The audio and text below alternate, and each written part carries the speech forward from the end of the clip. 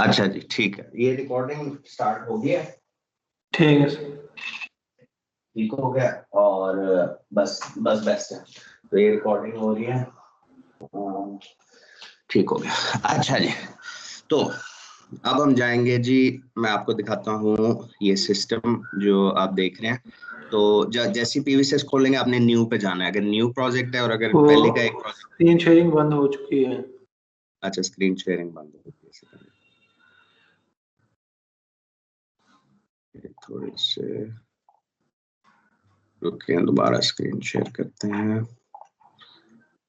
जब स्क्रीन आपको नजर आए तो फिर बताएं, ठीक है। नजर आनी शुरू हो गई। अच्छा चले, माउस मेरा हिल रहा है, नजर वो आपको भी नजर आ रहा है? हाँ जी। चलें ठीक। अच्छा, जब ये जैसे मैंने बताया पीवीसी सॉफ्टवेयर पे जब जाएंगे ना, तो आपसे पूछेगा कौन सा सिस्टम आपने लगाना है। अगर अगर पहले आपने फाइल नहीं सेव की हुई तो आप वहाँ पे ग्रिड कनेक्ट या स्टैंड अलोन, ग्रिड कनेक्ट पे हम जाएंगे, ठीक है। ठीक है। फिर जैसे जैसे ग्रिड कनेक्ट क्लिक करेंगे ना, ये प्रोजेक्ट की सेक्शन खुल जाएगी। यहाँ पे आपने जाना है न्यू प्रोजेक्ट पे, ठीक है। अगर नया प्रोजेक्ट है तो ये पूछेगा project has been modified, would you like to save, नहीं, ठीक है। ये न्यू प्रोजेक्ट खुल गया, ठीक है। अभी कंप्लीटली ब्लैंक हो गया। अब इसमें हमने क्या करना है, हमने ना इधर प्रोजेक्ट नेम सेट करना है। तो यहाँ पे आप लिखते हैं जी फ्लोर मिल, एक केस करते हैं,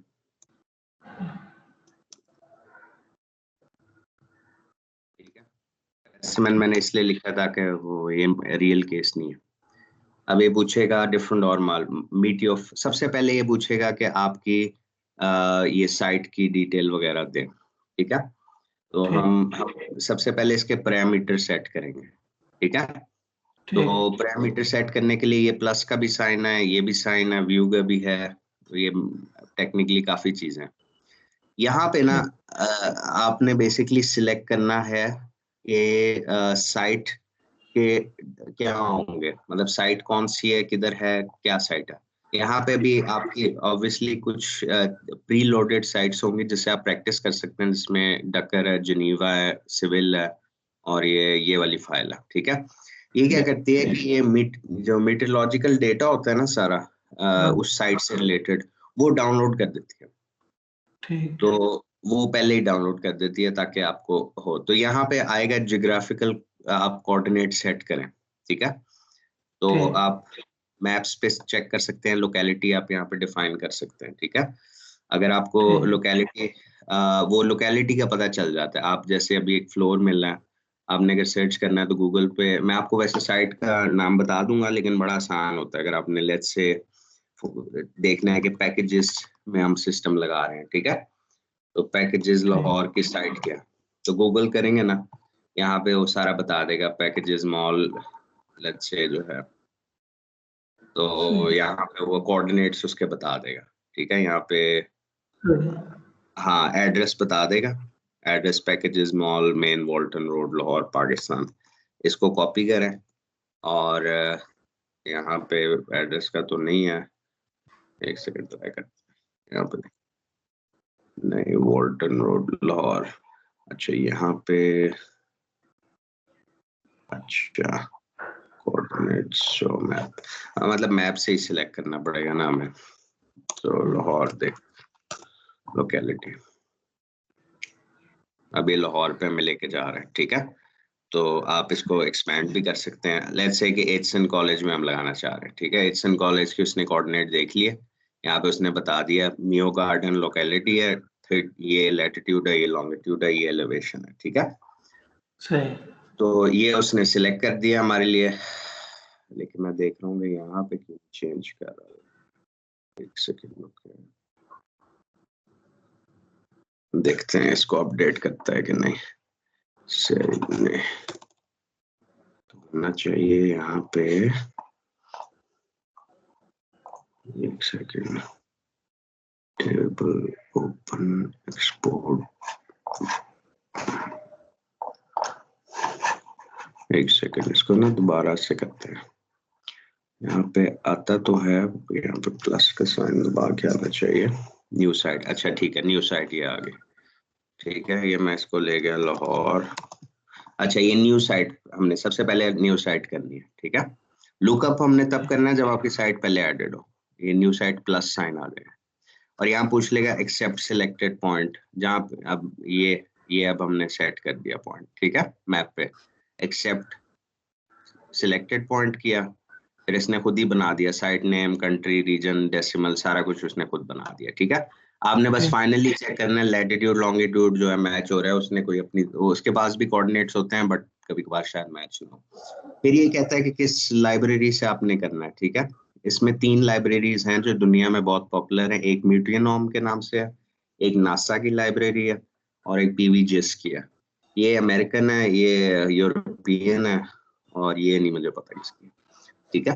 तो हम मीटियोनॉम जो है ना लाइब्रेरी वो यूज करेंगे, और यहाँ से इंपोर्ट कर लेंगे डेटा, ठीक है।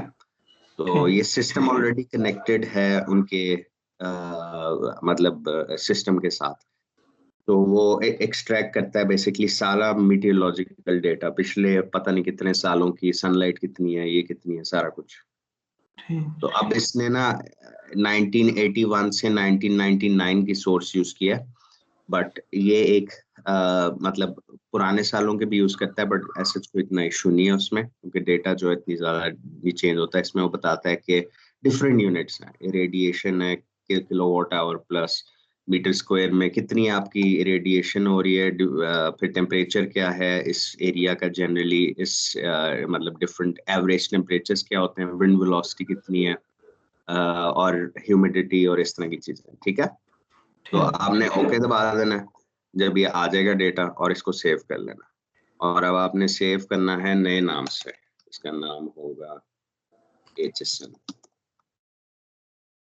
कॉलेज केस,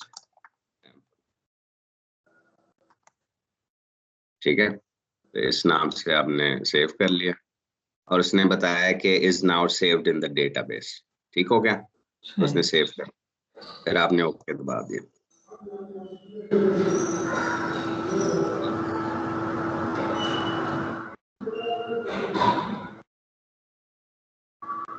ठीक हो गया, ये उसने सेव कर दिया आपका, ठीक है। मियो गार्डन MN73 लोकेशन के हिसाब से उसने सेव कर दिया, ठीक है। कॉलेज ठीक। का नाम आपका HSN कॉलेज लिख दें, HSN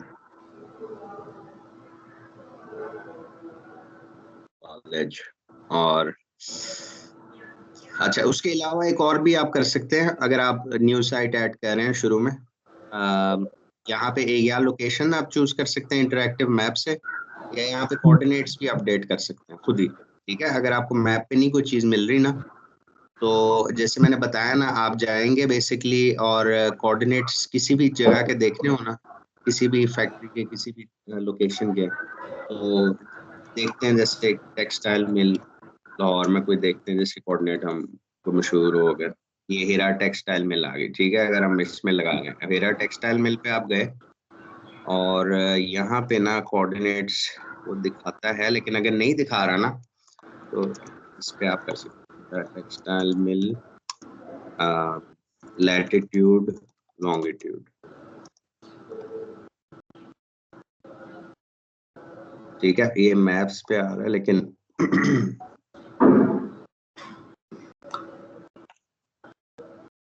ठीक है, ये उसने दिखा दिया, ठीक हो गया। ठीक।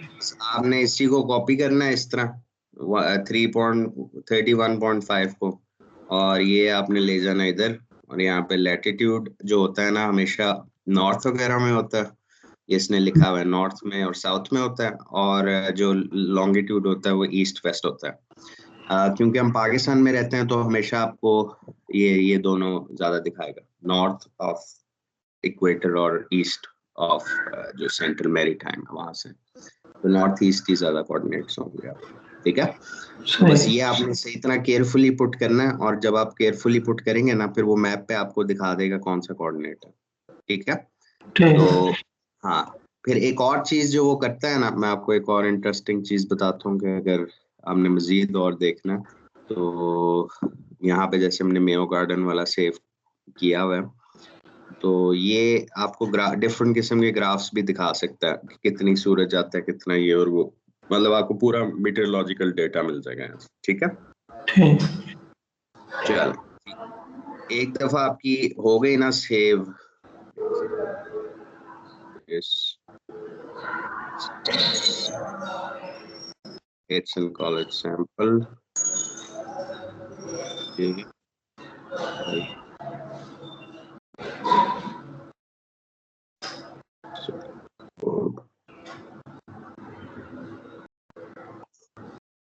अच्छा, एक सेकेंड में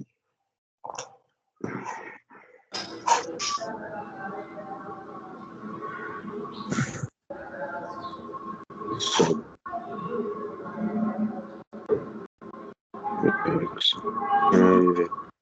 12 से शायद बनाना पड़े।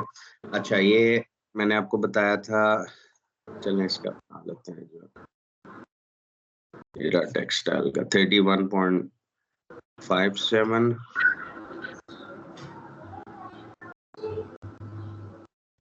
81.57 और नॉर्थ में 74.34 74.34 गेट फ्रॉम नेम किया, ठीक है। नाम वो खुद ही ढूंढ लेगा आपके लिए। ठीक। ये देखिए उसने ढूंढ लिया, ठीक है। उसने कहा गुलबर्ग में है बेसिकली हीरा टेक्स्ट। तो ये एक्सेप्ट सिलेक्टेड पॉइंट किया, उसने यहाँ पे गुलबर्ग खुद ही लिख दिया, सब कुछ कर दिया उसने। बस आपने इंपोर्ट करना है डेटा, को डेटा इंपोर्ट करने थे बस, कोई 10-20 सेकंड या 1 मिनट तक लग सकता है सर्वर से डेटा लाने में, ठीक है। जो हमने पहले हाँ ये किया था, बस मैंने लोकेशन चेंज कर दी थी न्यू गार्डन, ठीक है। ये आ गया, ओके दबाया, ये आपने सेव किया गुलबर्ग के अंदर, सेव हो गया, ओके दबा दिया।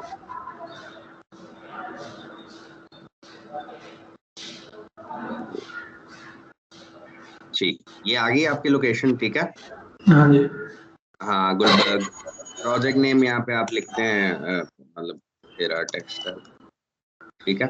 ये भी हो गया। अब आपने बेसिकली जब आ जाएगा ना, तो अब होगा क्या कि इस पे अच्छा, अब आपने ना काफी चीजें सिलेक्ट, अभी यहाँ पे ना ये बेसिकली ना सिमुलेशन रिपोर्ट है। इसका ये मतलब है कि ये आपको बता रहा है कि कितना सिस्टम आपने करना है, ठीक है।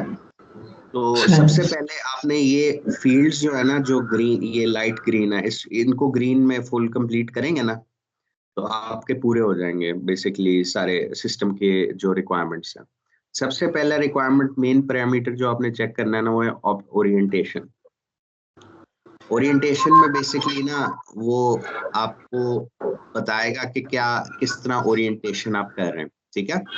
यहाँ पूछेगा एक्सिस टिल्ट कितनी है, तो नॉर्मली ये 15% से 20% तक होती है टिल्टिंग जो हम करते हैं, ठीक है।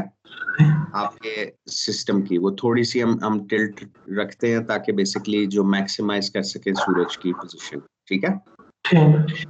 आप इसको चेंज भी कर सकते हैं सिमुलेशन के दरमियान। सिमुलेशन का मतलब है कि आप जब इसमें डालेंगे ना डायनामिक्स, तो वो बता देगा आपको कि इसके हिसाब से आपके रिजल्ट्स क्या आएंगे, ठीक है।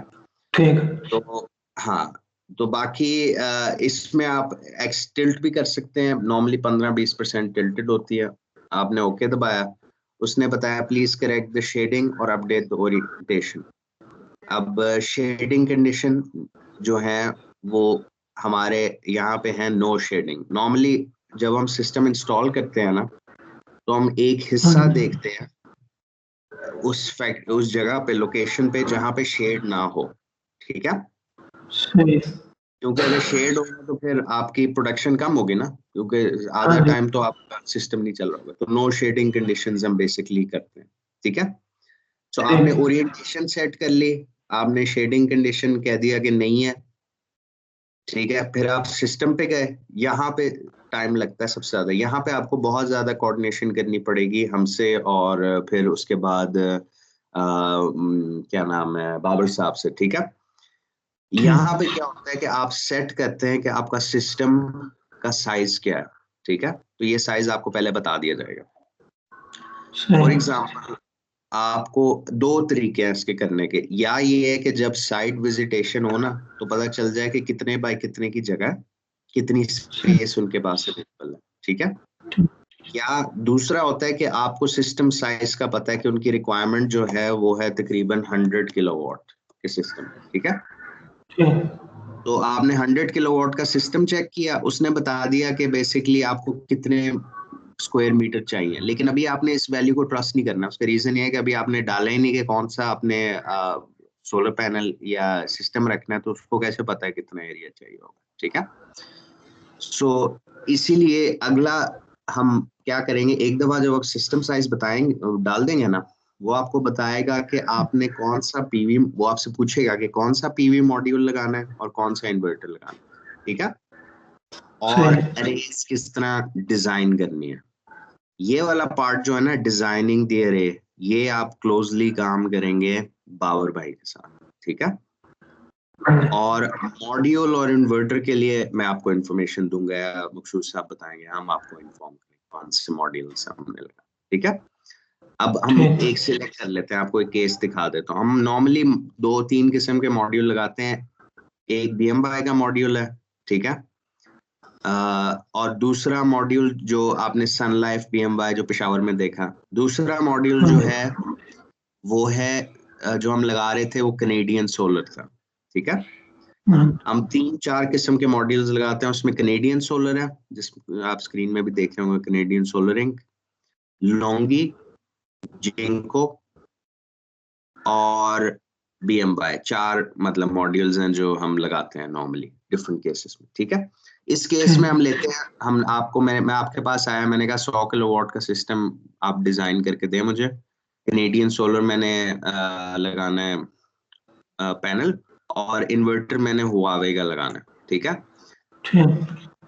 तो डिफरेंट किस्म के इसमें इन्वर्टर्स हैं, आप लिस्ट से भी जा सकते हैं, फ्रोनियस है, फिर होंडाई, हुआवे, पता नहीं, मतलब बहुत से, शेंजन जो है ये वो बनाता है, सोलर मैक्स बनाती है, सोलर मैक्स है, फिर सोलर एज है, बहुत चीजें हैं, ठीक है, आपको मिल जाएगा यहाँ से सारी।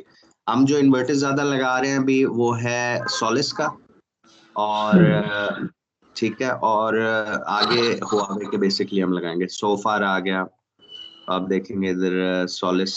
अगर आपको कोई इन्वर्टर ना मिल रहा हो तो ऑनलाइन चेक कर लिया करें कि उसकी कंपनी का क्या नाम है, तो ठीक। कभी कभी कभार उसकी कंपनी का जो नाम होता है ना वो उससे यहाँ पे ऐड हुआ होता है।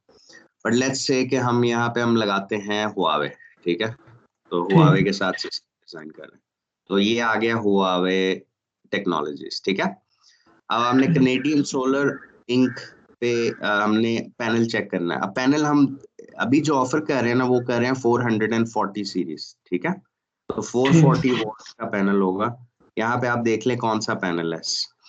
अब ये पैनल किस तरह पता चलेगा, आप मुझसे कोटेशन भी ले सकते हैं, मैं आपको एक कोटेशन दिखाता हूँ जिसमें हमने पैनल का बताया हुआ है। अच्छा ये नहीं है, लेकिन एक सेकंड,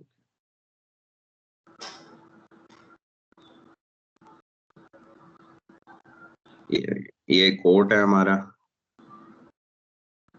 BMY का कोट, तो इसमें आपको मैं दिखाता हूँ, ये पैनल हमने कोट किए हैं, ठीक है। तो हमने उनको, एक सेकंड किधर चला गया,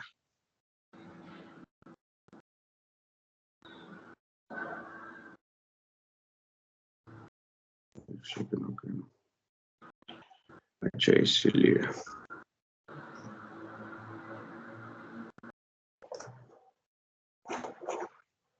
साइन इन करना होता है। अच्छा आपको ऑनलाइन दिखा देता हूँ, ज्यादा आसान है। अच्छा अभी मैंने एक कोड डिजाइन किया था कल, ठीक है, तो ये कोटेशन थी ठीक। जो मैंने डिजाइन किया था। इसमें मैं बताता हूँ मैंने पैनल कौन सा रखा। सो पैनल मैंने इसमें रखा था, ये देखें, ये है लॉन्गी, इसका नाम है LR472HP 420 to 440, ठीक है। ठीक। यही काम मैंने बेसिकली क्या किया, पीवी, इसमें आप सिस्ट में जाएंगे, यहाँ पे हम लॉन्गी सिलेक्ट कर लेते हैं, एक सेकंड, लॉन्गी सोलर, और यहाँ पे हम गए 440, ये 440 आ गया। तो ये देखें, अब ये क्या दिखा रहा है, LR472HIH, ये वाली सीरीज दिखा रहा है। हमारी कौन सी सीरीज है, ये देखें, LR472HPH, ठीक है। तो LR472HPH ये सीरीज है हमारी, ठीक है। ठीक ये भी सीरीज है, वो मतलब 440 की भी है, 445 की भी है, तो हम 445 वाली सीरीज ले लेंगे, ठीक है। 440 वाली जो भी, ठीक वे मैं आपको बता दूंगा कौन सा पेन, ठीक है। तो ये आपको सारा इंफॉर्मेशन दे देगा, कितने सालों से है, मैन्युफैक्चरिंग कब हुई थी, सारी इसमें वो बता देगा आपको, ठीक है। तो आपने यहाँ से पीवी ठीक मॉड्यूल सेलेक्ट कर लिया, हुआवे की मैंने अब क्योंकि 100 किलोवाट का हमने प्लान किया हुआ है, 100 किलोवाट यहाँ पे, तो 100 किलोवाट का हमने प्लान किया हुआ है, तो यहाँ पे कितना इन्वर्टर लगेगा, दो हमारे पास ऑप्शंस है, या हम कोट करेंगे 50 के दो, या 100 का एक, ठीक है। तो मैं नॉर्मली ठीक कोट जो करता हूँ ना, वो 100 का कर देता हूँ। सो उसमें ये इन्वर्टर है सन 2000 100 KTL M1 सीरीज, ठीक है। तो ठीक ये आपने कर ली सिलेक्ट, अगर आपको ना समझ आए तो आप मुझसे भी कंफर्म कर सकते हैं। अब जब आपने सिलेक्ट की ना, अगर आप इसको ओपन करते हैं तो ये आपको सारे डायनामिक्स दिखाएगा इन्वर्टर के। सबसे इम्पोर्टेंट तो ये है कि आप पहले डायनामिक्स चेक कर लिया करें कि मैच करते हैं, क्योंकि ये ऑब्वियसली इन्होंने ये डेटा पुल कर रहे हैं किसी और से, तो हो सकता है कि जो इन्वर्टर की सीरीज पाकिस्तान में आ रही है उसकी स्पेसिफिकेशन फर्क है इससे, इसलिए हम सबसे पहले मैच करते हैं सीरियल नंबर। बट अगर मैच भी हो तो फिर भी एक दफा मैं चेक कर लेता हूँ कि इसकी क्या है, मिनिमम वोल्टेज कितनी है, मैक्सिमम कितनी है। तो जो जब आप किसी भी जाते हैं ना इस पे, मैं आपको दिखाता हूँ, आप जब भी किसी भी इन्वर्टर पे जाएंगे ना, तो उसकी स्पेक लिस्ट आपको कोटेशन में मिल जाएगी, वो कोटेशन आप मुझसे ले लेना, मैं आपको स्पेक लिस्ट दे दूंगा। ये आपको दिखाता हूँ, ये आपको नजर आ रही है। नहीं, मेरे स्क्रीन शेयरिंग रुक गई है। अच्छा, ये रुके फिर,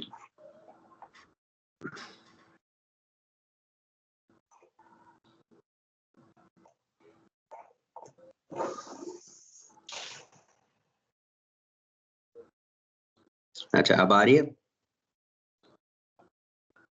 हाँ, अभी आ रही है। अच्छा, तो मैं आपको ये बता रहा था कि पीवी सिस्ट में ना, जैसे इन्वर्टर, और आपको समझ आ गई अभी तक, कुछ सवाल क्या आपके कोई है अभी तक जो अब मैं आपको दिखा रहा हूँ, इसमें नहीं, क्वेश्चंस समझ हैं। आ रही है। अच्छा ठीक है, बस जो मेरा कहने का मकसद है वो ये, आपने पैनल चेक करना है, आपने इन्वर्टर चेक करना है, ठीक है। इन्वर्टर और पैनल आपने किस तरह चेक करना है, आपने मुझसे कोट ले लेना है, कोट के अंदर जो होगा ना मेंशन्ड होगा सारी, इन्वर्टर का कौन सी नाम क्या है, पैनल का और मॉडल कौन सा, सारी चीज, ठीक है। तो जब ठीक आपने इन्वर्टर सिलेक्ट करना है ना, तब जरा केयरफुली करना है, क्योंकि इन्वर्टर जरूरी होता है कि आप देख के सिलेक्ट करें। मैं आपको अभी एक कोड दिखा रहा था यहाँ पे, एक कोड जो था, तो इसमें इन्वर्टर जो हमने किया हुआ है ना, वो हमने किया हुआ सन 2050 KTL M0, ठीक है। ठीक। स्क्रीन नजर आ रही है। वही इन्वर्टर स्पेसिफिकेशन वाली नजर आ रही है। हाँ बस ठीक है। तो इसमें उसने बताया हुआ मैक्स एफिशिएंसी कितनी है, मैक्स इनपुट वोल्टेज कितनी है, मैक्स करंट पर एमपीपीटी क्या है। आपने सिर्फ यहाँ पे आके ना, ये इन्वर्टर के सामने एक ये सर्च का बटन होगा, ये पीवी सिस्ट आपने क्लिक किया, ओपन। अब ये आ रही है, मेरी स्क्रीन शेयर हो रही है। नहीं, ये थोड़ा सा ना, इसमें डिले आ रहा है, लैग आ रहा है, आपको क्या इश्यू क्या आ रहा है। स्टॉप हो जाती है मेरे ख्याल में। अच्छा, एक सेकंड, दोबारा शेयर करता हूँ।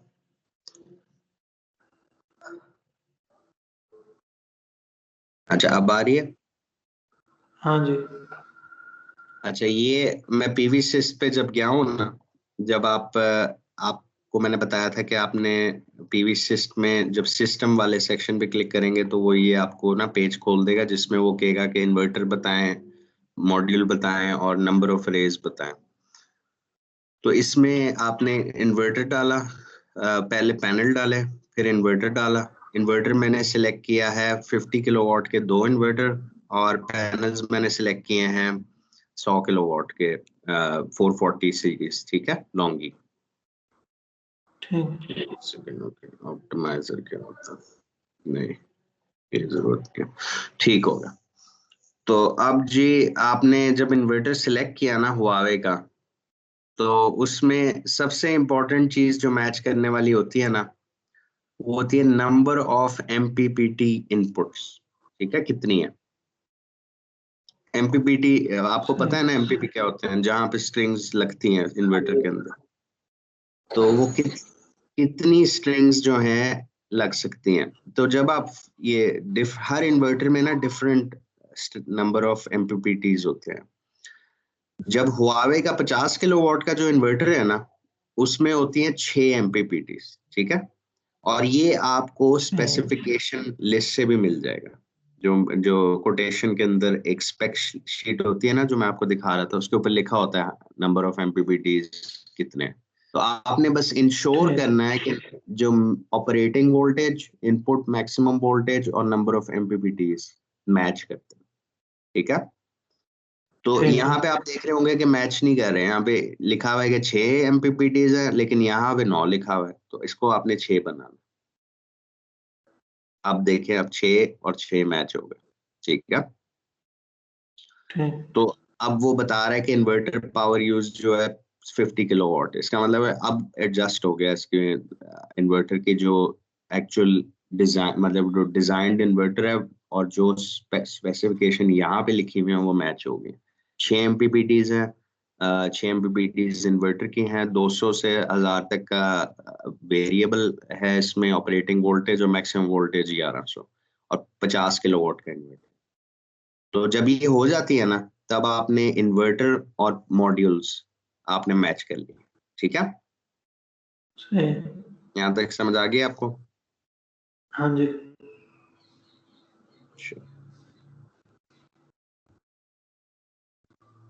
अच्छा जी, ठीक है।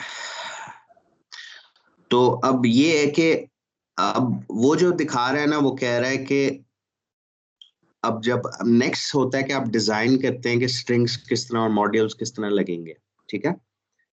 जब आप ये ठीक। दोनों स्पेसिफिकेशन डालेंगे ना, वो आपको कहेगा कि अभी इन्वर्टर पावर जो है ना वो अंडर साइज है। मीनिंग कि हमने 50 किलोवाट का इन्वर्टर लिया है और हमने 100 किलोवाट की जो है वो पैनल लिए हैं। तो आपको पता है 100 किलोवाट का तो नहीं लग सकता ना 50 किलोवाट पे, ऐसा ही है ना।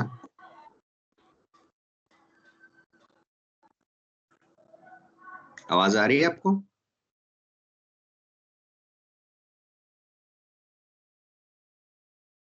एक सेकंड, क्या? हेलो। हाँ जी, हाँ जी, आवाज आ रही है आपको?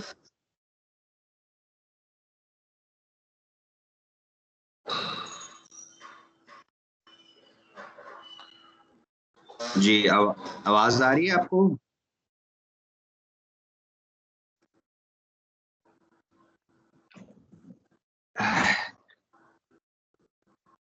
हेलो।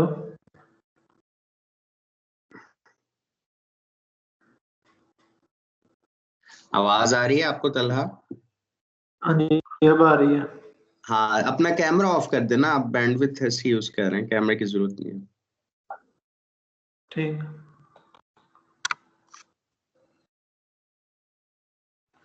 अच्छा, अब बेहतर है?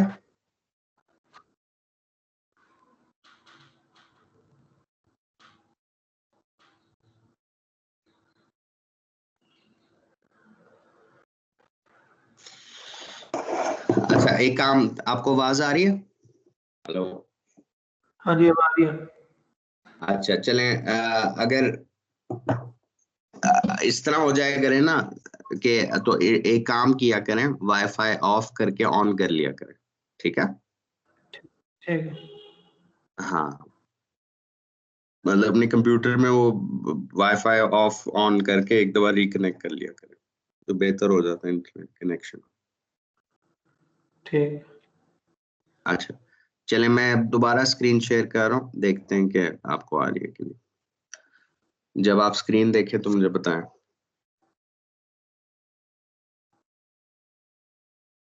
शेयर हो गई। अच्छा, तो इसमें हम अभी डिस्कस कर रहे थे सिस्टम डिजाइनिंग में, ठीक है। हाँ जी। तो मैं बस आपको यही बता रहा था कि इन्वर्टर में जो जितने नंबर ऑफ इनपुट्स होते हैं ना, वो बहुत इम्पोर्टेंट होता है, ठीक है। ठीक। तो इसमें फिर आपको जो अब हमने किया क्या, हमने ये किया कि हमने 50 किलोवाट का इन्वर्टर लिया और सही। 100 किलोवाट के पैनल लगा दिए। अब आपको पता है कि 100 किलोवाट के पैनल तो नहीं लग सकते ना 50 किलोवाट के इन्वर्टर पे, पॉसिबल नहीं है, ठीक है। हाँ जी। तो आपको 2 इन्वर्टर लगाने पड़ेंगे ना। हाँ जी। 2 इन्वर्टर आप सिस्टम में किस तरह लगाएंगे कि आप एक सब अरे बनाएंगे, ठीक है। यहाँ पे टॉप पे ठीक। होगा लिस्ट ऑफ सब अरे, यहाँ प्लस का साइन होगा ऐड अ सब अरे का।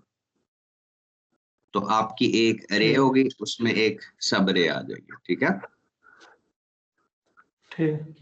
अब होगा क्या कि सब अरे, अब आप अब पहली अरे में जाएंगे ना, तो यहाँ पे आप पैनल्स को अब आप देखेंगे कि हमने आ, 2 अरेज बना लिए हैं और यहाँ पे हमने बता दिया कितनी स्ट्रिंग्स लगेंगी। तो जो नंबर ऑफ स्ट्रिंग्स जो नॉर्मली होती है ना, वो उतनी होती हैं जितनी ये लाइक एमपीपीटीज होती हैं। 6 इनपुट्स हैं तो 6 स्ट्रिंग ही बनेंगी ना इसमें। हाँ जी। तो हाँ, तो आप इसमें 6 स्ट्रिंगें बनाएंगे और दूसरे वाले में भी, दूसरे सब अरे में भी 6 स्ट्रिंग्स बनाएंगे, ठीक हो गया। ठीक हो। तो ये, तो अब इसने क्या किया कि इसने इसको ना, इस मॉड्यूल्स को 2 स्ट्रिंग्स में, 2 अरेज में स्प्लिट कर दिया, 6 स्ट्रिंग्स की, ठीक है। ये आपको खुद भी डिजाइन जरूरी नहीं है करना पड़े, ये आपको गाइड कर देंगे बाबर साहब के कितनी अरेज बनेगी, कितनी सब अरेज बनेगी, कितनी स्ट्रिंगें बनेगी, कितनी सीरीज में लगेंगी, मॉड्यूल्स कितने लगेंगे सीरीज में, ठीक है। ठीक। तो वो आपको वो जो इम्पोर्टेंट बात होती है ना, वो समझाने की होती है कि सीरीज में जब लगते हैं, ठीक है, जब पैनल सीरीज में लगते हैं और जब पैरेलल में लगते हैं, तो हाँ जी। क्या रीजन क्या है, पैरेलल और सीरीज में आप किस क्यों लगाते हैं मॉड्यूल्स, ये समझने की बात है। और कितने मॉड्यूल्स जो है आप सीरीज में लगाएंगे, कितने आप उसमें लगाएंगे, ठीक है। जब जब आप ठीक। सीरीज में लगाते हैं तो आपको पता है कि जो करंट होता है वो ऐड होता जाता है आपका। वो। और हाँ जब जी। पैरेलल में लगाते हैं तो आपको पता है कि वो वोल्टेज जो है वो सेम रहती है, और जो मतलब सॉरी, वो करंट सेम रहता है और वोल्टेज जो है वो वेरी करती है। तो ये बेसिकली बेसिक इलेक्ट्रिक इलेक्ट्रिक जब आप पढ़ते हैं तो उसमें ये सब चीजें बेसिक्स होती है। तो ये वाला जो पार्ट है ना, डिजाइन द अरे, ये आपने बाबर साहब से आप पूछ सकते हैं कि किस तरह मैंने डिजाइनिंग करनी, ठीक है। ठीक। तो हाँ, तो ये जब आप बना लेंगे ना, तो वो आपको राइट साइड पे समरी दे देगा, वो बता देगा कितने मॉड्यूल्स हैं, कितना एरिया ले रहा है, कितने इन्वर्टर हैं, कितनी पावर, मैक्सिमम पावर कितनी है, मिनिमम कितनी है, पीनोम कितनी है। पीनोम वैल्यू रेशो होती है कि एक इन्वर्टर से अगर 1 हो तो इसका मतलब है जितनी इन्वर्टर की पावर है आप उतना ही यूज कर, पैनल आपके लगे हुए हैं। अगर ज्यादा हो तो इसका मतलब है पैनल एक आध ज्यादा लगा हुआ है। तो नॉर्मली 10% हर इन्वर्टर में कैपेसिटी होती है ज्यादा बर्दाश्त करने की पैनल्स को, ठीक है। तो अगर ये 1.1 1.2 तक जाएगा ना, तो फिर पैनल मतलब ज्यादा है। जैसे लेट्स से कि आप 55 किलोवाट का सिस्टम डिजाइन कर रहे हैं 50 किलोवाट के इन्वर्टर के साथ, तो पी नॉर्म वैल्यू आपको बेसिकली बताएगी कि कहाँ तक आपकी लिमिट है, कितने पैनल आप ऐड कर सकते हैं एक इन्वर्टर, ठीक है। ठीक है। एक और चीज जो ये बताएगी ना, वो ये बता रहा है कि मैक्सिमम ऑपरेटिंग पावर जो है ना वो कितनी हो सकती है 50 डिग्रीज में। जब टेम्परेचर इतना ज्यादा होगा ना तो 50 किलोवाट आपको नहीं मिलेगी, आपको 48 किलोवाट्स मिलेंगे। तो ये भी एक सॉफ्टवेयर कैलकुलेट करता है टेम्परेचर के साथ आपकी परफॉर्मेंस इन्वर्टर की कितनी कम हो जाती है। ठीक है, तो बस यही है, आपने नंबर ऑफ यूनिट्स कितने, मॉड्यूल्स कितने लगाने हैं, किस तरह उनको अरे सब अरे में स्प्लिट करना है, कितने स्ट्रिंग्स हैं इन्वर्टर की, उसमें कितनी एमपीपीटीज हैं, जितने एमपीपीटीज होते हैं उतनी स्ट्रिंगें होनी चाहिए। तो मैक्सिमम कम भी हो सकती हैं बट मैक्सिमम उतनी होनी चाहिए। अगर कम होंगी तो फिर अंडर पावर होगा, इसका मतलब आप सिस्टम जो डिजाइन कर रहे हैं वो सही तरह डिजाइन नहीं है, आपने ऑप्टिमाइज करना है सिस्टम को। ये सेक्शन आपको सिस्टम ऑप्टिमाइजेशन में हेल्प करता है। फिर ये एक सिंप्लीफाइड स्केच भी बना देता है कि इस तरह रे है, ये सिस्टम में जाएगी और ये ग्रिड में है, ये यूजर के पास है। ठीक है, ये एक बेसिक लाइन डायग्राम भी बना देता है आपको। ये आपने किया, ओके दबाया, अब सिस्टम आपका ग्रीन हो गया, इसका मतलब है कि आपने सही तरह सिस्टम डाल दिया। फिर तीसरा सेक्शन आता है डिटेल्ड लॉसेस, ये बहुत इंपॉर्टेंट सेक्शन है। लॉस में ना आपको वो बताता है कि कितने लॉसेस होंगे, क्योंकि देखें सिस्टम एफिशिएंट नहीं होता, आपको भी पता है ये बात, ये रियल लाइफ में लॉसेस बहुत ज्यादा होते हैं। मतलब कि हर किस किस्म के लॉसेस हो सकते हैं, अरे में लॉस हो सकता है, आपने गलत कनेक्शन कर दिए हैं, आपने तार मोटी लगाई हुई है, पतली लगाई हुई है, आपको पता है कि जब थिक मतलब थिकनेस कम होती है वायरिंग की, एसी वायरिंग की या डीसी वायरिंग की, तो रेजिस्टेंस बढ़ जाती है। तो जो रेजिस्टेंस बढ़ती है वो बेसिकली इनएफिशिएंसी होती है। फिर ये डिफरेंट किस्म के लॉसेस इन्होंने मेंशन किए हैं, आपको नजर आ रही है मेरी स्क्रीन? हाँ जी। थर्मल लॉसेस हैं, ओमिक लॉसेस हैं, एलआईडी मिसमैच लॉसेस हैं, सॉइलिंग लॉसेस हैं, आईएएम लॉसेस हैं, ऑक्सिलरी है, एजिंग। एजिंग होती है कि आपका सिस्टम हर साल पुराना हो रहा है, तो जो उसकी वजह से डिप्रिसिएशन हो रही है ना सिस्टम में, मतलब वेयर एंड टेयर हो रही है, मेंटेनेंस की जरूरत पड़ रही है, तो उसकी वजह से एजिंग की वजह से जो लॉस आता है। अनअवेलेबिलिटी होती है कि आपको साल में चंद दिनों के लिए सिस्टम मतलब ऑफ करना पड़ता है ताकि उसकी सफाई कर लें, उसकी मतलब तारें खराब हो जाती हैं, डिफरेंट चीजें हो जाती हैं, तो इसकी अनअवेलेबिलिटी है। फिर स्पेक्ट्रल करेक्शन है, ये मुझे नहीं पता ये क्या है, लेकिन आहिस्ता आहिस्ता हम, बात ये है कि आपने और मकसूद साहब जो है वो इन इस लॉसेस को हम फ्यूचर में ज्यादा बेहतर तरीके से मैनेज मतलब समझ पाएंगे, लेकिन ये ऑप्शन सारी अवेलेबल है। ठीक है, थर्मल लॉस का उसने फैक्टर बताया हुआ है कि ये फॉर्मूला है, कांस्टेंट लॉस जो है तकरीबन 20 वॉट्स पर मीटर स्क्वायर जो है पर केल्विन होता है। ठीक है, हीट जैसे जैसे ये कह रहा है कि जैसे टेम्परेचर बढ़ता है ना आपका, वैसे लॉस ज्यादा होता है। इसलिए गर्मियों में जो है बहुत गर्मी हो ना जब, तो लॉस ज्यादा हो जाता है। ठीक है, सिस्टम इतना एफिशिएंट नहीं रहता, तो ये थर्मल लॉसेस ये होते हैं। तो ये डायनामिक्स ऑलरेडी सेट है। फिर ये पूछता है कि आपने सिस्टम कैसे लगाया हुआ है, माउंटिंग किस तरह की हुई है। फ्री माउंटेड है, जिसमें मतलब जैसे हम छत पे लगाते हैं उसको फ्री माउंटिंग बोलते हैं। Semi integrated with duct behind, ये होता है कि मतलब आपने डक्ट्स पीछे लगाए हुए, एयर डक्ट्स। पाकिस्तान में ये सिस्टम नहीं होता। ठीक है, और इंसुलेटेड बैग का या एयर डक्ट सिस्टम, हमने फ्री माउंटिंग ही करनी होती है, छत पे ही सब लगाना होता है। जब छत पे लगाएंगे ना तो 29 वॉट्स पर मीटर स्क्वायर बेसिकली लॉस होता है पर 1 डिग्री जो केल्विन इंक्रीज होता है टेम्परेचर। तो ये डेफिनेशन भी उसने दी हुई है, अगर आपको कुछ समझ ना आया करे, ये क्वेश्चन मार्क होता है, इस पे क्लिक कर लें तो ये आपको समझा देगा सारी क्या फैक्टर्स क्या होते हैं, आप पढ़ भी सकते हैं।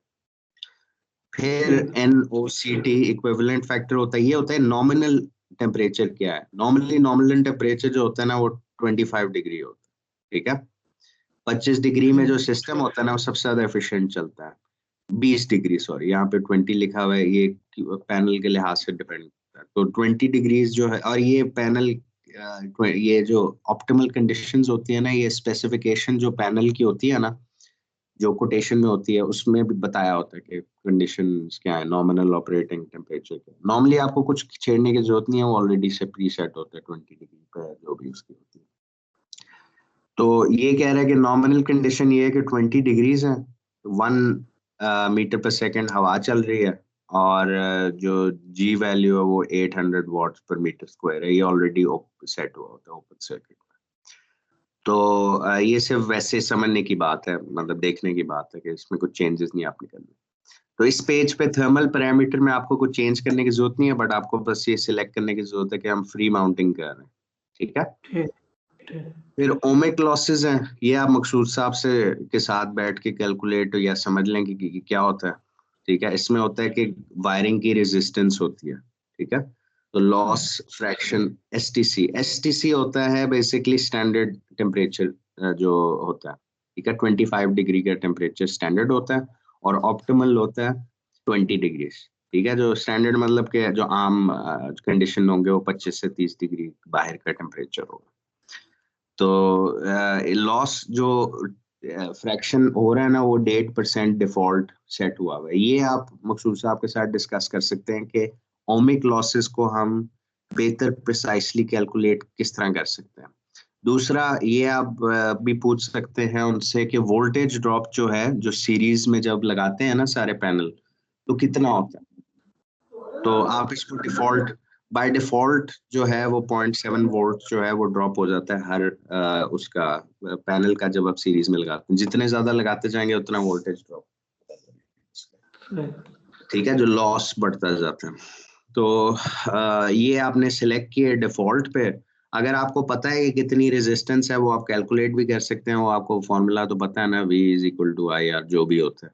तो उस हाँ पे आप कैलकुलेट भी कर सकते हैं कि एग्जैक्टली रेजिस्टेंस जो है वो कितने, हमारी तार 6 मिलीमीटर की होती है डीसी वायर, तो उसमें कितनी रेजिस्टेंस होगी। अगर आपने प्रिसाइज कैलकुलेशन करनी है तो वो कर लें, वरना हम यहाँ पे बाय डिफॉल्ट एस्टिमेट करते हैं कि 1.5% जो है ना वो लॉस होगा। अगर आपने ज्यादा रखना है ये भी आप कर सकते हैं, मतलब आप डिफॉल्ट ना चूज करें, आपके 3.5% लॉस होगा। ठीक है। और वो आपको ना ग्लोबल वायरिंग रेजिस्टेंस बता देगा कि इतनी, आपकी अगर पतली वायर है 4 मिलीमीटर की है तो उसमें लॉस ज्यादा होगा, अगर 6 मिलीमीटर की है 8 मिलीमीटर की है उसमें कम होता है। फिर आगे आ जाता है एसी लॉसेस। ये तो डीसी लॉस था ना। तो इसमें आप डिटेल कंप्यूटेशन भी चेक कर सकते हैं। उसमें वो बता रहा है कि सेक्शन वायर क्या है, 6 मिलीमीटर की हमारी सेक्शन वायर होती है। ठीक है।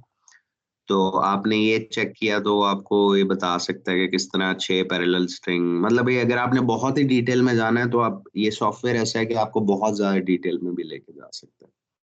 तो ये आपने ओके किया, उसने बता दिया कि ये है।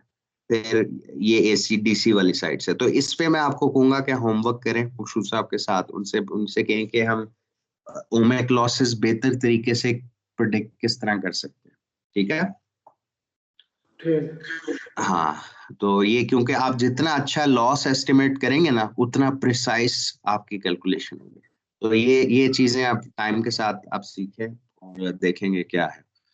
फिर वोल्टेज ड्रॉप इतना है। फिर यूएस मतलब ये एसी साइड पे कितना बेसिकली हो रहा है, वो कह रहे हैं कि इन्वर्टर की जो लेंथ, इतनी तार कितनी लंबी है इन्वर्टर तक एसी वायर की। ठीक है।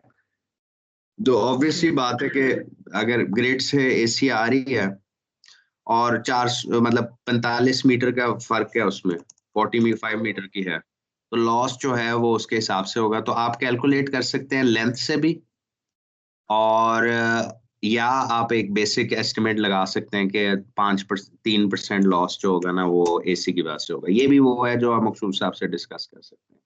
वायर का सेक्शन क्या है, नॉर्मली होते हैं 4 कोर की वायर होती है। तो अब मुझे नहीं पता 4 कोर वायर को मिलीमीटर स्क्वायर में कितनी उसकी होती है, ये आप मकसूद साहब के साथ डिस्कस करें। ठीक है। तो ये ठीक। कह रहे हैं कि पर इन्वर्टर इतना है, या होल सिस्टम, या आप पूरा भी कर सकते हैं सिस्टम में लॉसेस, या आप एक एक करके भी कर सकते हैं। इस इन्वर्टर में 45 मीटर की वायर जा रही है, 100, अब इसमें वो बता रहा है कि 128 मीटर डिफरेंस डिस्टेंस है बेसिकली ग्रेड से, जहाँ तार निकलती है उन्होंने। तो ये आप चीजें जो है ना, आप मकसूद साहब और ये बाबर साहब, ये आप आपस में डिस्कस करके इसको एग्जीक्यूट करें, ताकि हम बेहतर तरीके से एक सिस्टम बना लें कि हमने लॉसेस हर सिस्टम के किस तरह एस्टिमेट करें। ठीक है, तो ये आपने एक दफा एसी और डीसी लॉसेस तारों की वजह से एस्टिमेट कर लिए, एक आपने एस्टिमेट कर लिया कि जो थर्मल मतलब कि जो हीटिंग और मतलब डिफरेंट लोकेशन है ना, एक को हार्ट में सिस्टम लग रहा है, एक बहावलपुर में लग रहा है, तो लॉसेस जो होंगे वो डिफरेंट होंगे उनके दोनों के। ठीक है, फिर मॉड्यूल क्वालिटी एलआईडी मिसमैच, ये मुझे इतना नहीं पता, ये भी आप जो है वो पूछें उनसे कि एलआईडी लॉसेस क्या होता है। ठीक है, जो बेसिक पावर लॉस है एमपीपी पे, ये आपको इंफॉर्मेशन, बहुत सी इंफॉर्मेशन यहाँ पे ना आपको इन्वर्टर की स्पेक शीट से मिल जाएगी। ठीक है, उसने बताया होगा कि पावर लॉस इन्वर्टर का कितना होता है, तो डिफॉल्ट अगर मैं सारा चेक करना चाहूँ ना, तो ये कह रहा है 0.1% लॉस होता है। ठीक है, तो अगर आपको ना समझ आ रहा हो तो डिफॉल्ट सेट कर दें या ज्यादा सेट कर दिया करें। मेरा ये होता है कि अगर ज्यादा सेट करने से एक एडवांटेज ये होता है कि अगर आपकी एस्टिमेशन खराब भी हो जाए ना, तो आप कंजर्वेटिव रहते हैं। लेकिन ये सारे लॉसेस जो है ना, इस पे आप समझेंगे अगला एक तो जरा टाइम लगा के ना, आप मकसूद साहब के साथ ये समझें कि लॉसेस कौन से हैं और इनको किस तरह आपने समझना है और इनको किस तरह हमने यूज करना है। ठीक है, ये डिफरेंट किस्म के लॉसेस हैं, इसने डेफिनेशन भी बताई हुई है। मिसमैच लॉस क्या होता है, वो होता है कि mainly due to the fact that strings the loss current drives the current to the whole string. अच्छा, तो ये सारे उसने ना डेफिनेशन दी हुई है लॉसेस की डिफरेंट। मॉड्यूल क्वालिटी लॉस क्या होता है, ये होता है आप जिस तरह का पैनल लगाते हैं उसके हिसाब से आपकी एफिशिएंसी लूज होती है। ठीक है, फिर एलआईडी लॉसेस है, लाइट इंड्यूस्ड डिग्रेडेशन है, फिर स्ट्रिंग वोल्टेज मिसमैच है, ये सब चीजें आपको ना वो बताई हुई है उन्होंने कि कितने मॉड्यूल लगाए हुए हैं, कितने सीरीज में पैनल में, रेडिएशन कितनी है, टेम्परेचर कितना है, एक्सटर्नल कंडीशंस क्या है, तो उसके हिसाब से वो आपको ना बता देगा कि पावर लॉस जो है वो 2% है और इस तरह है। तो ये इसमें बहुत से फैक्टर्स हैं जिसमें जो आप सीख सकते हैं, जो आप एक दफा समझ लेंगे तो आपको लॉसेस को बेहतर तरीके से आइडेंटिफाई करने की बहुत होगी। इसी तरह फिर वो कह रहा है कि सॉइलिंग लॉस क्या होता है। सॉइलिंग लॉस होता है कि जो डर्ट, ये जो मिट्टी शिट्टी और ये सब चीजें पड़ती हैं ना, तो उसकी वजह से बेसिकली लॉसेस होते हैं। तो हमारी क्योंकि मिट्टी ज्यादा होती है, तो आप यहाँ पे ज्यादा सॉइलिंग लॉस डाल सकते हैं। आप कहते हैं कि हम बहावलपुर में लगा रहे हैं, वहां पे मिट्टी ज्यादा होती है, नॉर्दर्न एरियाज में मिट्टी कम होती है क्योंकि वहाँ बारिशें ज्यादा होती है, तो एवरेज 3% होता है। अगर साउथ में लगा रहे हो तो 5% कर दें, और अगर नॉर्थ में लगा रहे हैं तो 3% कर दें। शहरों में भी मिट्टी ज्यादा होती है तो उसमें भी सॉइलिंग लॉस ज्यादा होता है। तो ये है, इसमें आप मंथली भी कर सकते हैं, इतनी प्रिसाइज होने की जरूरत नहीं है, लेकिन ये है कि ओवरऑल एवरेज एनुअल लॉस क्या हो सकता है उसका। फिर आईएएम लॉसेस होते हैं, वो होते हैं कि एंगल की वजह से जो आपके लॉसेस आते हैं। ठीक है, तो मतलब अगर 0 डिग्री पे लगा हुआ है तो फिर सबसे ज्यादा मैक्सिमम आपको मिलेगी। 40 डिग्रीज तक अगर पैनल लगे हो तो वो एब्जॉर्ब करते हैं। 40-50 डिग्री के बाद ना आपके ऑब्वियसली सूरज पड़ा ही नहीं गा पैनल पे, तो बिजली कम बनेगी ना। अब 90 डिग्री पे मैं पैनल लगा दूं तो उसकी बिजली क्या बनेगी, आप खुद बताएं।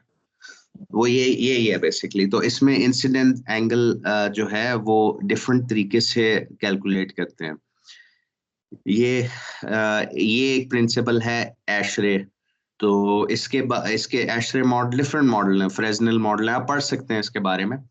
तो नॉर्मली बाय डिफॉल्ट 0.05 होता है। इसको आप इससे आप ना, आपको टाइम मिलेगा ना तो इन लॉसेस के साथ आप बेसिकली प्ले अराउंड करें, जरा सीखें कि मैं लॉसेस जब चेंज करता हूँ तो उसकी वजह से क्या आता है। ठीक है, हाँ, तो ये आप समझेंगे ना, आपको बहुत, क्योंकि ये डिटरमिन करता है कि आपका सिस्टम जो है ना, हर चीज की होती है कि लॉसेस आप सही प्रिडिक्ट करेंगे तो प्रोडक्शन तो वो प्रिडिक्ट कर रहा है, तो आपका जो एंड रिजल्ट आएगा ना वो बहुत एक्यूरेट होगा। और एक्यूरेट रिजल्ट का मतलब है कि आपकी स्टडी जो है वो बाकियों से बेहतर। फिर ऑक्सिलरी लॉसेस हैं, वो इसमें ये है कि अगर मतलब कोई कोई चीजें लगी हुई हैं इन्वर्टर के साथ, रात को जो और दिन में कोई चीज यूज करती हैं जिसकी वजह से मतलब एनर्जी जो है कंज्यूम हो रही है। तो इसमें आप बता सकते हैं कि 10 किलोवाट का जो एनर्जी है वो तो हम यूज कर रहे हैं, ठीक है। तो ये एक फैक्टर है, लेकिन ये इतनी आपको डिटेल में ऑक्सिलरी अभी जाने की जरूरत नहीं है, उसके बगैर भी डिटरमिन हो जाता है एक अच्छा सिस्टम। एजिंग एजिंग बड़ी इंपॉर्टेंट है, वो बताती है कि कितने आपका पैनल किस तरह एज करेगा, ठीक है। तो इसमें आप एक सिमुलेशन यूज कर सकते हैं। इसमें आप बता सकते हैं कि 10वें अगर किसी को आपने दिखाना है कि पहले साल में कितनी डिग्रेडेशन होगी, ठीक है। तो आप ये सारा जो है ना, पीवी मॉड्यूल किस तरह डिग्रेड करता है, मिसमैचिंग क्या है, ये आप पढ़ेंगे ना जब स्पेक शीट सोलर पैनल की कोटेशन में। तो उसने बताया होगा कि पहले साल जो है वो 2% से हमारा पैनल डिग्रेड करता है और बाद में 0.5% से डिग्रेड करता है। तो आप यहाँ पर डाल सकते हैं ईयर 1 में जो है वो 98% है, ईयर 2 में जो है वो 10 साल बाद जो है वो 95%। वो कैलकुलेट करके आपको पता चल जाएगा, आपने बस ये पैनल की स्पेसिफिकेशन पढ़नी है। 20 साल बाद जो है वो 85% होगा और 25 साल बाद 80% होगा, ठीक है। तो वो बता रहे हैं कि एवरेज 0.72% जो है वो कट रही है, और एवरेज डिग्रेडेशन फैक्टर जो है वो 2% जो है वो पर ईयर है, ठीक है, लॉसेस। तो आपने ये बना दिया ना। अब जैसे एक सेकेंड, अब लॉसेस में जरा तो एजिंग भी आपको पता चल जाएगी। फिर अनअवेलेबिलिटी, पाकिस्तान में अनअवेलेबिलिटी थोड़ी सी ज्यादा होती है क्योंकि चीजें उड़ती रहती हैं। तो आप बेसिकली इसमें लगा लिया करें कि हम 20 डेज साल के जो है ना वो अवेलेबल ही नहीं होंगे, ठीक है। 20% नहीं, सॉरी, 20 डेज। तो 20 डेज साल के आपका सिस्टम नहीं अवेलेबल होगा। और 3 पीरियड्स में, मतलब कि आप मतलब ये मार्च में आप 3 महीने चूज कर सकते हैं जहाँ पे आप सर्विसिंग कर रहे हैं। तो आप एक लगा लें कि हम मतलब जनवरी में सर्विस करेंगे या फरवरी में करेंगे, एक लगा लें मई में करेंगे, एक एंड ऑफ ईयर करेंगे। तो इस तरह करके ना वो आपका टाइम स्प्लिट कर देगा। ये जरूर इतनी इम्पोर्टेंट नहीं है, बट ये इसको एस्टिमेट में लगाना बहुत जरूरी है क्योंकि तारें आपकी उड़ जाती हैं, आपके इन्वर्टर जो है उसमें आपकी वो सॉइलिंग लॉसेस होते हैं, उसकी वजह से सफाई में टाइम लग चीजें हो जाती हैं, फिर कोई आंधी आ जाती है, कुछ हो जाता है। तो इसलिए अब 10-20 दिन आपका सिस्टम आप एस्टिमेट करेंगे हमारा बिजली नहीं बनाए। तो एक दफा आप ये सारे पैरामीटर्स डालेंगे ना, तो हाँ, तो वो फिर आप ओके दबाएंगे तो वो सिस्टम में डाल देगा आपके। फिर आप इसमें कंजम्पशन भी डाल सकते हैं अगर आपको पता है। अगर आपको नहीं पता, पता किस तरह चलती है, आपने बिजली का बिल वो भेजते हैं नॉर्मली, ठीक है। तो वो बता देते हैं कि पिछली महीने कितनी इस्तेमाल हुई है। तो अब यहाँ पे आप मंथली वैल्यूज भी डाल सकते हैं। जनवरी में उन्होंने मतलब 80 किलोवाट यूज किया था, 80,000 वॉट्स यूज किए थे, ठीक है। फरवरी में उन्होंने 25,000 दिए थे। बस हमने आपको म्यूट किया।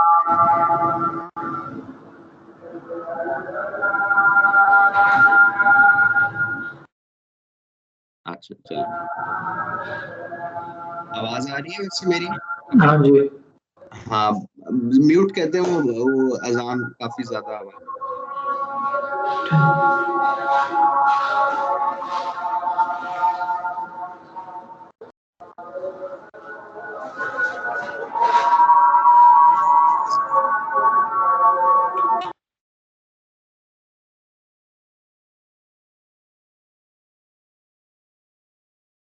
हाँ जी, आवाज अब अच्छा ठीक है, आवाज आ रही है अब आपको? वो एकदम से आवाज बहुत चली गई थी। हाँ जी, आवाज आ रही है। अच्छा चलें, ठीक है, चलें अब बेहतर है। हाँ, वो पहले वो असल में आपके माइक से बहुत ज्यादा वो आके ना वो एको हो रही थी सारी आवाज। ठीक होगा। अच्छा जी। तो बस यहाँ पे मैंने आपको बताया था कि आप जब सेल्फ कंजम्पशन पे जाएंगे ना, तो वो आपका बिजली का बिल से पढ़ के ना आप एस्टिमेट कर सकते हैं पिछले साल का 12 महीने का बिजली का बिल यहाँ पे डाल दें कितने वॉट कंजम्पशन हुई थी यूनिट्स की। तो यूनिट्स जो होते हैं वो आपको पता है किलोवाट्स होते हैं बिजली के बिल में। तो अगर दिखा रहा है कि मैंने 180 यूनिट कंज्यूम किए थे तो आप 180,000 वॉट्स बनते हैं, ठीक है। तो आप जब वो डालेंगे ना, ये यहाँ पे किलोवाट डाल दें, वो आसान है। तो किलोवाट डाल के यहाँ पे आपने बनाया 12, मतलब 89 इस तरह, इस तरह कर कर के ना आपको बेसिकली वो एक ग्राफ बना देगा कि कितनी कंजम्पशन है आपकी। फिर स्टोरेज बेसिकली शो करता है कि आपके सिस्टम ऑन ग्रिड के साथ साथ हाइब्रिड है कि नहीं। मतलब मीनिंग के आप यहाँ पे स्टोर कर रहे हैं कि नहीं। हो सकता है कि आप बैटरी में कुछ लेके जा रहे हो। तो ठीक है। वैसे तो ऑन ग्रिड सिस्टम में आपको जरूरत नहीं पड़ेगी। तो मैं आप अभी हम छोड़ देते हैं स्टोरेज का। स्टोरेज आता है जब हाइब्रिड सिस्टम्स होते हैं। तो हाइब्रिड सिस्टम क्योंकि छोटे होते हैं तो उसमें इतनी हमें मतलब स्टडी करने की जरूरत नहीं पड़ती। ठीक हो गया। तो ये आपने दबाया, ये आपकी सारी चीजें जो हैं वो सिलेक्ट हो गई। हाँ, जब एक दफा हो गई ना, फिर आप बाकी चीजें भी जरा एक दफा देखें क्या क्या है इसमें। होराइजन स्टडी में वो दिखाता है कि बेसिकली किस तरह सूरज जो है वो निकलता है डिफरेंट पॉइंट्स पे। तो ये यहाँ पे दिखा रहा होता है। एक सेकंड जरा यार होल्ड करो।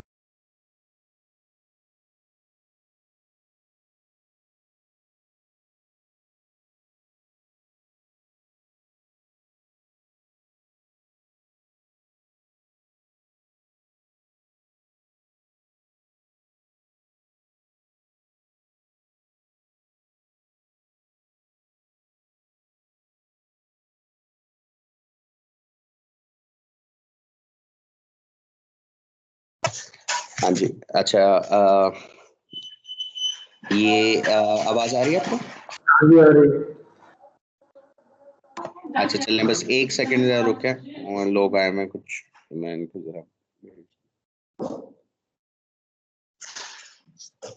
अच्छा, चलें ठीक है।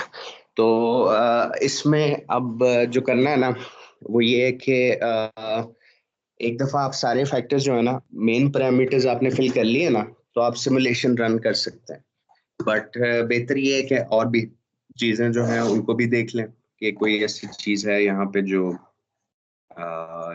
चेंज होने वाली है। हराइजन में बस वो ये दिखाता है कि किस तरह बेसिकली इस एरिया में जो है वो मतलब सूरज की इंटेंसिटी और सूरज जो है हाइट बेसिकली क्या है, इतनी इंपॉर्टेंट नहीं है। शेडिंग इंपॉर्टेंट है, इसमें आपने कर दिया कि शेडिंग कोई भी नहीं है, बस ठीक है। फिर मॉड्यूल लेआउट है, इसमें आप बेसिकली ना ले बना सकते हैं कि किस तरह अ, ये बेसिकली सिस्टम डिजाइन करने के लिए मॉड्यूल आपने कोई कॉलम में लगाना है, रो में लगाना है, ये आप एक वो कर सकते हैं कि इस तरह लगेगा आपका सिस्टम। इसमें एक रो जो है वो ऐड हो जाएगी। वो अगर L2s बना रहे हैं तो ऑब्वियसली दो आ जाएंगे। फिर इस तरह की चीजें बेसिकली ना, ये आप वो चीजें हैं जो आप सीख सकते हैं बाबर साहब के साथ भी, कि किस तरह आप बेसिकली यहाँ पे अरेंज सिस्टम मॉड्यूल्स को बेसिकली किस तरह आपने अरेंज करना है, ठीक है। ठीक तो है। फिर एनर्जी मैनेजमेंट है, ये कोई इतनी इम्पोर्टेंट चीज नहीं है, इसको हम एज इट इज छोड़ देंगे। मुझे इतना नहीं पता, इनमें पावर फैक्टर्स हैं और डजन अलाउ, अच्छा ये फेज शिफ्टिंग नहीं है इसमें, ठीक है। और ग्रिड लिमिटेशन है, इसमें ये है कि काफी दफा ऐसा होता है कि आप ग्रिड में सिर्फ 300 किलोवाट ही बेच सकते हैं। तो यहाँ पे अगर कोई लिमिटेशन हो, ठीक है, अगर नहीं है तो कुछ करने की जरूरत नहीं। बाकी चीजें जो है वो उसको आप रीसेट रहने दें, ओके दबाएं।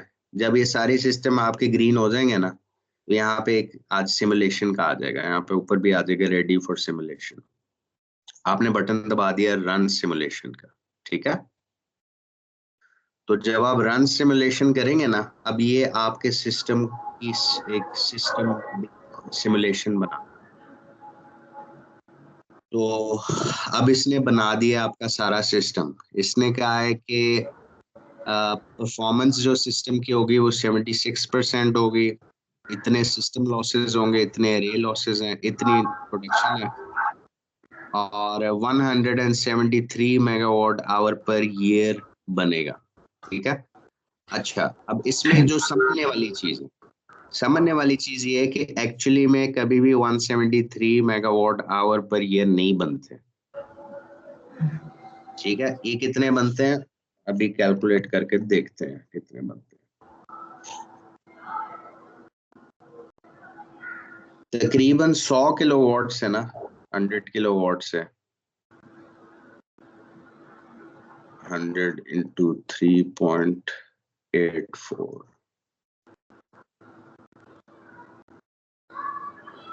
इंटू 3, मतलब ये डेली बन रहे हैं आपके 320 डेज लगा लें या 300 डेज लगा लें, तो 140 तक बन जाते हैं वैसे। 3.84 इंटू 100 इंटू 340। हाँ, मतलब कि 130 से 140 मेगावाट आवर पर ईयर बनते हैं। ठीक है, बट ये 173 दिखा रहे हैं, बहुत ज्यादा प्रोडक्शन दिखा रहे हैं। उसका मेन रीजन क्या है? उसका रीजन ये है कि हमने सही तरह लॉसेस नहीं लिखे। ठीक है, हाँ, लॉसेस आप जब सही कैलकुलेट करेंगे ना, वो आपको 140 और 150 के दरमियान में कहीं पे ले जाएगा। ठीक है, तो नॉमिनल पावर जो है वो 100 किलोवाट प्रोडक्शन हो रही है, लेकिन डेली जो है वो आपका ये दिखा रहे हैं कि 4.71 किलोवाट आवर डेली बनेगा। 4.71 आवर से लॉसेस जब आप निकालेंगे ना, तो वो आपको बताएगा कि कितना एवरेज बनता है। तकरीबन पर किलोवाट आवर जो है 3.8, 3.5 और 3.8 किलोवाट आवर पर डे बनता है। ठीक है, अगर 100 किलोवाट है तो मल्टीप्लाई बाय 100 कर लें इस रेंज को, तो आपको वो एस्टिमेट बता देगा कि कितने यूनिट होने चाहिए। अगर वो आपके रिजल्ट्स के साथ मैच कर रहे हैं ना, इसका मतलब आपने लॉसेस सही थे। अगर नहीं कर रहे हैं तो फिर आपको रिव्यू करने की जरूरत है। फिर ये डिफरेंट किस्म के ग्राफ्स बनाता है। ये परफॉर्मेंस रेशो बनाता है कि किस महीने आपको ज्यादा परफॉर्मेंस मिलेगी, किस महीने कम कम मिलेगी। फिर सोलर एनर्जी कितनी अवेलेबल होगी ग्रिड के लिए। ठीक है, जितनी सोलर एनर्जी मतलब वो कह रहा है कि 60 से 80 के दरमियान में आपको मैक्सिमम सोलर ग्रिड में जाएगी पर आवर। ठीक है, फिर वो लॉसेस निकाल के ना, बिजली की जितनी प्रोडक्शन हो रही है उसमें से लॉस निकाल के आपको एक ग्राफ दे रहा है, और एक आपको अरे बता रहा है कि टेम्परेचर के साथ साथ प्रोडक्शन किस तरह चेंज होगी। टेम्परेचर जैसे जैसे बढ़ता जाएगा, मतलब उस तरह लॉसेस जो है वो आपके बढ़ते जाएंगे। फिर इसमें कुछ डिफरेंट किस्म की डायग्राम्स हैं। एक लॉस डायग्राम है, वो आप समझ सकते हैं। अब इसमें जो लॉस दिखा रहा है ना, वो ये देखें। अब वो कह रहा है कि अरे से 0.2% का लॉस है, मॉड्यूल डिग्रेडेशन जो है वो 2.2 है, इतना इसका लॉस है, 7% टेम्परेचर का है, ये लॉसेस आपको सिस्टम अगर लॉसेस ना होते तो 216 मेगावाट आवर बनाता, लॉसेस के बाद वो 150 बनाएगा। ठीक है, तो इसमें वो ये भी बता रहा है कि ग्रिड में कितनी जा रही है, और आपको बनाएगा वो 150, आप 22 कंज्यूम करेंगे और बाकी वो ग्रिड में डाल देगा। ठीक है, तो ये बेसिकली ना एक किस्म से आपको दिखा रहा है कि आपका एक सिमुलेट कर रहा है कि आपकी प्रोडक्शन कितनी होगी और आपको क्या फायदा होगा। इसमें और बहुत से ग्राफ्स हैं जो आप देख सकते हैं। इसमें लॉस डायग्राम्स हैं, फिर इंसिडेंट्स हैं। ये मुझे नहीं पता, इनमें से आधे ग्राफ्स का आप समझ सकते हैं खुद अपने से। आप भी इंजीनियर हैं तो इनको समझे कि क्या क्या लॉसेस, ये क्या रिप्रेजेंट करते हैं डिफरेंट ग्राफ्स। ठीक है, तो एक दफा क्लोज करते हैं रिपोर्ट। फिर वो कह रहा है कि एक बैलेंस इनकोहेरेंसी सिमुलेशन रिजल्ट में कोई इशू आ रहे हैं, वो ठीक है, वो कभी बार बोलता रहता है इस तरह की चीजें। तो यहाँ से आप एडवांस सिमुलेशन भी कर सकते हैं। मैंने कुछ ग्राफ्स जब डालने होते हैं ना, तो मैं यहाँ से सर्च करता हूँ। पहले तो मैं कोशिश करता हूँ कि इसकी डेट करेक्ट हो जाए, जो बड़ी मुश्किल नहीं होती, बट एनीवेज। अच्छा, स्पेशल ग्राफ कौन से हैं इसमें? ये ग्राफ्स हैं, कस्टम भी आप बना सकते हैं। फिर इसमें एक है ageing tool. Ageing tool basically बताता है कि किस तरह, ये एक ग्राफ है बड़ा इंटरेस्टिंग, ये बताता है कि अगले 25 साल में किस तरह आपका सिस्टम डिग्रेड हो। ठीक है, ठीक। तो ये आपने सिमुलेशन इसकी रन की, वो भी रन करेगा, वो आपको ना 25 साल की पूरा एनालिसिस करके देगा कि ईयर 1 में इतना लॉस है, ईयर 2 में इतना है। अगर आपने सही तरह एंट्रियां की हुई है ना, तो आपका सिस्टम बहुत अच्छा डिटेल्ड इवेल्युएशन देगा, बड़े बेहतर तरीके से आपको बताएगा। सो अब ये मैं एक दफा आपको रिपोर्ट डाउनलोड करके भेज दूंगा, आप इसको पढ़ें। अब आगे नेक्स्ट स्टेप ये होगा कि आप एक दो सिमुलेशंस रन करेंगे, लॉस के बारे में बेहतर समझेंगे, सिस्टम अरे किस तरह बनाते हैं ये बाबर साहब से समझेंगे या रसूल साहब से समझेंगे, और मुझे एक सिस्टम डिजाइन करके देंगे जो मैं आपको बताऊंगा। ठीक है, फिर ठीक। अगले, तो अच्छा जी, अभी ये इसने बना लिया, सेव कर लिया। अच्छा जी, ये रिपोर्ट भी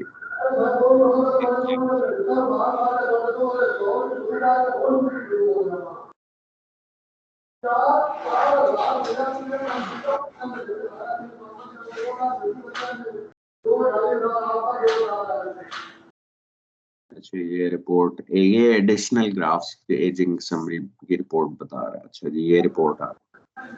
ठीक है, इसमें अब देखें इसने क्या बताया, इसने प्रोजेक्ट बता दिया, इसने बता दिया वेरिएंट क्या है, मतलब 4 ट्रैकर हैं, पीछे ब्ला ब्ला ब्ला सारी चीजें बता के, फिर इसने ये आपका बता दिया लैटिट्यूड लॉन्गिट्यूड क्या है, फिर बता दिया कि ये क्या ओरिएंटेशन क्या होगी, टिल्ट कितना, ये सारी चीजें, प्रोडक्शन कितनी होगी एनर्जी की, किस किस तरह कितनी प्रोडक्शन होगी, रेशो क्या होगी, और सोलर फ्रैक्शन, ये सब चीजें बता के ना, फिर पीवी अरे कैरेक्टरिस्टिक्स इसमें बताएगा किस तरह अरे बनेगी, 114 की एक अरे बनेगी, 6 एम्प्लीटिज होंगे, 6 स्ट्रिंग होंगे उनकी सीरीज में, ये सारी चीजें बताएगा। फिर लॉसेस के बारे में बताएगा, फिर बताएगा ये सारे अरे losses, system losses, AC losses, फिर बताएगा कि नॉट प्रोडक्शन कितनी होगी, परफॉर्मेंस क्या है पर किलोवाट, ये डिफरेंट है, बताएगा। फिर ओके, फिर ये लॉस डायग्राम है जो मैंने अभी आपको दिखाया था, वो बताएगा 149 हो गई, 22 किलो कंजम्पशन, 72 जो है वो ग्रिड में ये फुल ग्राफ्स हैं। ये एजिंग समरी, ये बताती है कि अगले 25 साल किस तरह एज होगा, तो 150 पहले साल में देगा, 130 25 ईयर्स बाद देगा, 7 अभी 67% इस तरह की परफॉर्मेंस, आखिर में 50% से कम।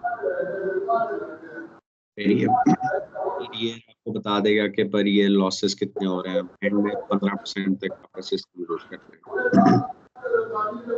ये होता है, ये P50 P90 वैल्यूएशन होती है, सबसे जरूरी होती है। ये बताइए कि मतलब अगर P50 और P95 और P90 का ये मतलब है कि 50% प्रोबेबिलिटी है कि आप ये नंबर अचीव करेंगे, ठीक है, और 90% है कि आप 146 हिट करेंगे, 95 है कि 145, तो ये रेंज बता देती है कि आपका 145 से 149 के दरमियान में एक्सपेक्टेड है सिस्टम प्रोडक्शन साल की। ठीक, तो ये बेसिकली ना आपकी रिपोर्ट्स पूरी अब हो गई। इसमें आप ग्राफ्स, अभी तो मैंने बहुत बेसिक रिपोर्ट बनाई है, इसमें बहुत से ग्राफ्स हैं जो आप बेसिकली बना सकते हैं। यहाँ पे स्पेशल ग्राफ्स में आप जाके आवरली भी कर सकते हैं, डेली भी बदन, काफी चीजें, अरे की डिस्ट्रीब्यूशन क्या होगी, सारी चीजें। तो बस पॉइंट ये है कि आप बेसिकली 2-3 चीजें यहाँ पे सीखेंगे, सिस्टम वाला सेक्शन डिजाइन किस तरह करना है, लॉसेस किस तरह डिफाइन करने हैं, कंजम्पशन अगर किस तरह पर मंथ आपका बिल अगर आपको मैं देता हूँ तो आप बिल से उनकी कंजम्पशन किस तरह डाल सकते हैं, फिर मॉड्यूल किस तरह लेआउट करेंगे, तो मतलब मॉड्यूल आपने किस तरह बेसिकली बनाना है कि ये मतलब ये चीजें अगर आप सीख लेते हैं ना, आप समझ लें कि सॉफ्टवेयर बेसिकली सबसे रिस्पेक्टेबल सॉफ्टवेयर है पूरी इंडस्ट्री में। तो फिर एक दफा आप रिपोर्ट जब सारी चीजें ठीक कर लें, आपको नजर आ गया कि अच्छा अब चीजें ठीक हो गई हैं, तो अब मैं रिपोर्ट जनरेट करना चाहता हूँ। रिपोर्ट जनरेट होगी, वो मैंने अभी आपको दिखाई थी, वो एक पीडीएफ फाइल बना देगा, वो पीडीएफ फाइल आप बेसिकली शेयर कर दिया करें। तो ये बेसिकली रिपोर्ट होती है। तो इसकी भी एक कॉपी आपको भेज देता हूँ। तो बाकी इकोनॉमिक एवेल्युएशन करने की आपको जरूरत नहीं है। यहाँ पे कोई ऐसी चीज नहीं है जो यहाँ पे आपको करने की जरूरत है। एनर्जी मैनेजमेंट में भी कुछ सच नहीं इशू है, वो बता रहा है कि पी एस्टिमेशन बेसिकली बस वो दे रहा है किस तरह करेंगे। और बाकी ये तो ये डिटेल रिजल्ट है। बस यहाँ से आप ग्राफ वगैरह भी चेंज कर सकते हैं। मतलब अगर आपने एक डालना है सिस्टम आउटपुट पावर डिस्ट्रीब्यूशन का ग्राफ, तो ये ऐड करेंगे तो वो इसमें वो डाल देगा उसकी जगह यहाँ पे मतलब कोई चीज भी आप कर सकते हैं। ठीक है, ठीक। ये बेसिकली आज का सेशन था। ये मैंने रिकॉर्ड भी कर दिया, इन केस अगर आपने इसको आपको रिकॉर्डिंग भेज दूंगा अगर आपने सुनना हो। ठीक। चलें, बाकी अगर आपके कोई सवाल हो तो फिर हम प्रेजेंट हैं, तो जब भी आप ने कोई क्वेश्चंस हो तो आप पूछ लिया करें। ठीक है। ठीक हो गया, तो ये फिर मैं एक्सपेक्ट करता हूँ आपसे कि आप ये सॉफ्टवेयर यूज करेंगे। आपको फिर मैं एक यूज केस भेजूंगा अगले हफ्ते, 400 किलोवाट का सिस्टम, और फिर मैं कहूँगा कि आप उसकी सिमुलेशन रन करें और आप टाइम लें उसमें, आप समझें कि लॉसेस किस तरह आपने आइडेंटिफाई करने हैं इस एरिया में, और कुछ चीज़ें आपको एस्टिमेट करनी पड़ेंगी, कुछ चीज़ें डिफॉल्ट होंगी, कुछ चीज़ें आप पूछ के करेंगे। तो जो जो सवाल आते जाएं उनको लिखते जाएं और हमसे पूछते जाएं फिर। ठीक है, ठीक। चलें, ठीक हो गया था फिर। काफी तला हमने काफी टाइम स्पेंड कर लिया आज, तो फिर इंशाल्लाह बात करते हैं अभी, जो मेरे अभी टाइम हो गया यहाँ पे। ठीक। चल, ओके, ओके। रिकॉर्डिंग में चल आपको भेज देता हूँ। ओके, ठीक। ओके। ओके। हाँ।